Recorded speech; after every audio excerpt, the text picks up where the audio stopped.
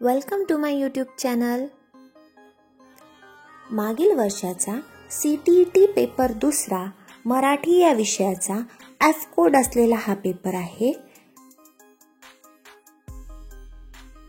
भाग चौथा, भाषा पहिली मराठी. पुढील उतारा वाचा आणि प्रश्न क्रमांक 91 ते 99 यासाठी योग्य पर्यायाची निवड करा. प्रश्न क्रमांक 91 इथे दिलेला आहे, उतारा वाचून घ्यायचा आहे. आणि पहिला प्रश्न इथे विचारलेला आहे, सेंद्रिय शेतीची गरज असण्यामागे आरोग्य या कारणाशिवाय दुसरे महत्त्वाचे कारण कोणते? याचा योग्य पर्याय आहे पर्याय क्रमांक 3 आर्थिक. त्यानंतर 92 नंबरचा प्रश्न, नाश उतरती कडा या आशयाचा कोणता शब्द उतारात आलेला आहे? याचा योग्य पर्याय आहे पर्याय क्रमांक 1 ऱ्हास. त्यानंतर 93 नंबरचा प्रश्न, मधल्या काळात कोणत्या बाबीकडे दुर्लक्ष झाले असे लेखकाला वाटते? याचा योग्य पर्याय आहे पर्याय क्रमांक 1 गांडूळ हा शेतकऱ्याचा मित्र असतो. त्यानंतर 94 नंबरचा प्रश्न, पुढील पैकी विशेषनाम नसलेला पर्याय शोधा. याचा योग्य पर्याय आहे पर्याय क्रमांक 2 पशु. त्यानंतरचा प्रश्न, जागतिक पातळीवर किती देशांमध्ये सेंद्रिय शेतीतील प्रयोग केले जात आहेत? याचा योग्य पर्याय आहे पर्याय क्रमांक 3 120. त्यानंतरचा प्रश्न, चालना या शब्दाच्या समानार्थी नसलेला शब्द शोधा. समानार्थी नसलेला शब्द शोधायचा इथे आपल्याला. याचा योग्य पर्याय आहे पर्याय क्रमांक 4 पीछे हट. त्यानंतरचा प्रश्न, भारतात सेंद्रिय शेतीचा प्रारंभ सर्वप्रथम कोठे झाला? याचा योग्य पर्याय आहे पर्याय क्रमांक 3 सिक्कीम. त्यानंतरचा प्रश्न, मानवी आरोग्यावर दीर्घकालीन परिणाम यातील अधोरेखित शब्द ओळखा.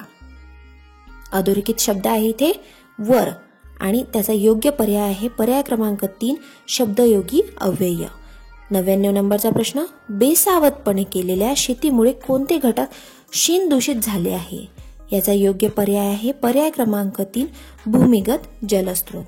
त्यानंतर आहे कविता दिलेली आहे, ती वाचायची आहे आणि प्रश्न क्रमांक 100 ते 105 पर्यंतचे प्रश्न आपल्याला सोडवायचे आहे. तर प्रश्न क्रमांक 100 आहे, कविता वाचून घ्यायची आहे आधी. पेरणे या शब्दाची अर्थछटा सूचित करणारा शब्द ओळखा. याचा योग्य पर्याय आहे पर्याय क्रमांक 1 रुजवणे. त्यानंतर 101 नंबरचा प्रश्न, परिनशिबाचा दोष यातील परी हे कोणते उभयान्वयी अव्यय आहे? याचा योग्य पर्याय आहे पर्याय क्रमांक 3 न्यूनत्व बोधक उभयान्वयी अव्यय. त्यानंतरचा प्रश्न, पुढीलपैकी समूहवाचक नाम ओळखा. याचा योग्य पर्याय आहे पर्याय क्रमांक 4 थवे. 103 क्रमांकाचा प्रश्न, प्रस्तुत कवितेत कशाचे वर्णन केले आहे? याचा योग्य पर्याय आहे पर्याय क्रमांक 2 पेरणीचे. त्यानंतर कुंकू हे कशाचे प्रतीक आहे? कुंकू हे सौभाग्याचे प्रतीक आहे. 4 ठिणगाचे वाण यातून कोणता भाव व्यक्त होतो? कोणता भाव व्यक्त होतो हे आपल्याला सांगायचं आहे. याचा योग्य पर्याय आहे पर्याय क्रमांक 4 दारिद्र्य. त्यानंतर अचूक पर्याय निवडून खालील प्रश्नाची उत्तरे द्या. इथे 106 ते 120 क्रमांकाच्या प्रश्नाची उत्तरे आपल्याला द्यायची आहे. 106 क्रमांकाचा प्रश्न आहे, विद्यार्थ्याच्या कृती संबंधीचे उदाहरण वाचा आणि त्याच्याशी जुळते धोरण शोधा. एखाद्या गोष्टीचा अर्थ मला नाही समजला तर मी. याचा योग्य पर्याय आहे संदर्भ सामग्री पाहणे.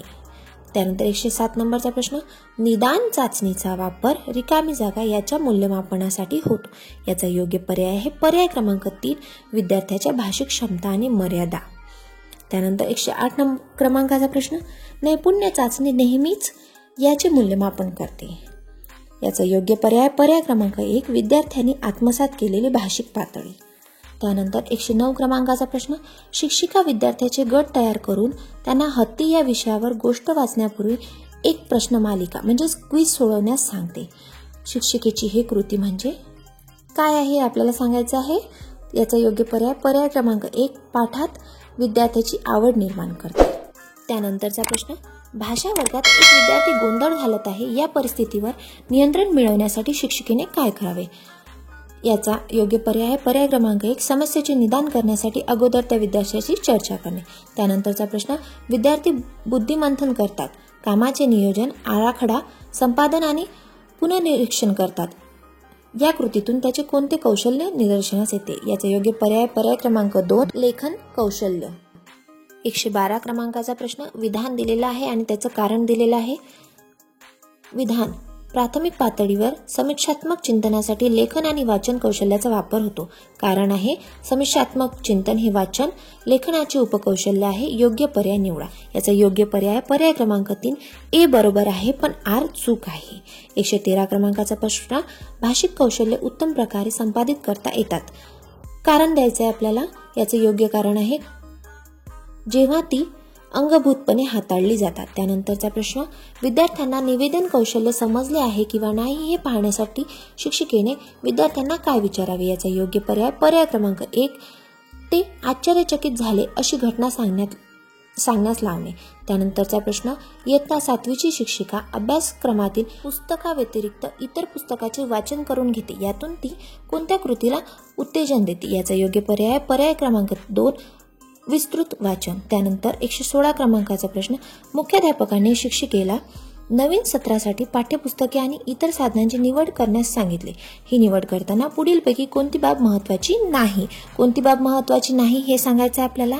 याचा योग्य पर्याय पर्याय क्रमांक 3 संकल्पनेची गुंतागुंत आणि सामग्रीचा आकार. त्यानंतरचा प्रश्न विद्यार्थी वापरत असलेल्या भाषा साधनावर लक्ष ठेवण्यासाठी शिक्षिका काही निकष ठरवते. पुढीलपैकी कोणता निकष भाषा साधनांच्या वापरावर लक्ष ठेवण्यासाठी सर्वात उपयुक्त ठरते. याचा योग्य पर्याय पर्याय क्रमांक 2 निरीक्षण करणे, प्रत्याभरण सत्र घेणे आणि लेखी अहवाल. त्यानंतरचा प्रश्न इयत्ता 6वीच्या विद्यार्थ्यांना शिक्षिका लेखी मथळा सह चित्रफित दाखवते. चित्रफित पाठ्यपुस्तकातील पाठावर आधारित आहे. चित्रफितीतील मजकुराचा मथळा असल्याने विद्यार्थ्यांना कोणत्या बाबतीत उत्तेजन मिळते. याचा योग्य पर्याय पर्याय क्रमांक 1. त्यानंतरचा प्रश्न विधान आणि कारण दिलेला आहे. त्यातील योग्य पर्याय आपल्याला निवडायचा आहे. त्याचा योग्य पर्याय पर्याय क्रमांक 3. त्यानंतरचा प्रश्न आहे कधी कधी आम्ही आमचे डोळे मिटतो आणि शिक्षिका आम्हाला दप्तरातून एखादी वस्तू काढण्यास सांगते. नंतर आम्हाला त्या वस्तूबद्दल सांगायची असते. आपल्या वर्गातील हा अनुभव मुलं आपल्या आईस सांगते. त्यांचे हे विधान त्याच्या शिकण्याच्या कोणत्या प्राधान्याबद्दल सुचवते. याचा योग्य पर्याय पर्याय क्रमांक 1 भाषेकडे वळल्यावर मला भाषा समजते.